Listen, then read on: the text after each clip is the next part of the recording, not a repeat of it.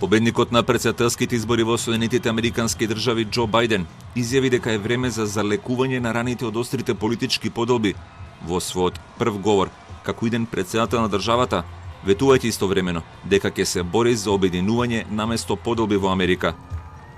Бајден директно им се обрати на граѓаните кои гласаа за неговиот противник Доналд Трамп со порака дека неговиот план е да биде претседател на сите американци. For all those of you who voted for President Trump, I understand the disappointment tonight. I've lost a couple times myself, but now let's give each other a chance. It's time to put away the harsh rhetoric, lower the temperature, see each other again, listen to each other again.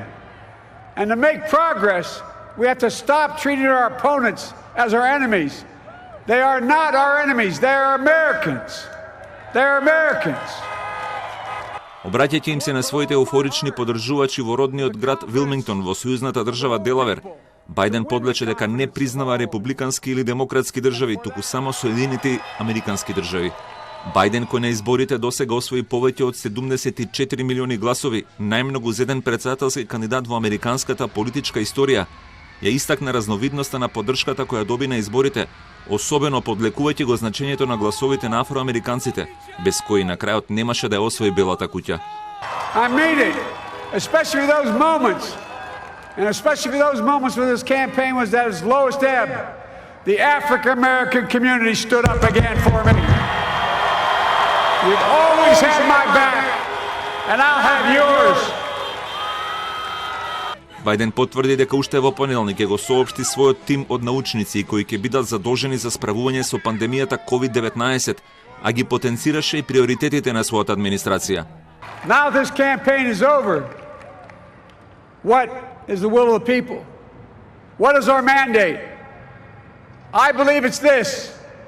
Americans have called upon us to marshal the forces of decency, the forces of fairness, to marshal the forces of science and the forces of hope in the great battles of our time.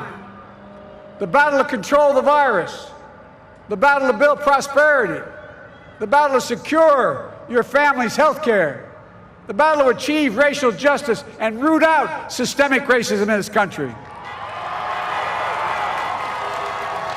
На улиците на голем број американски градови од Филаделфија и Атланта во државите Пенсилванија и Џорџија кои го обезбедија триумфот на Бајден, но и во Њујорк, Лос Анџелес, Сиетл и десетици други големи урбани центри, излегоа голем број граѓани, прославувајќи ја победата на кандидатот на демократите, но со уште поголема страст, поразот на Доналд Трамп.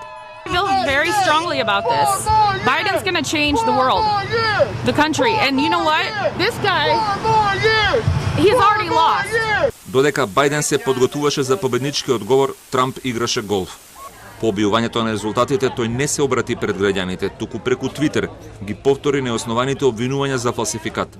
Од неговиот изборен штаб најавуваат жалби и правна битка се до Врховниот суд и нема никакви најави за признавање на поразот на изборите.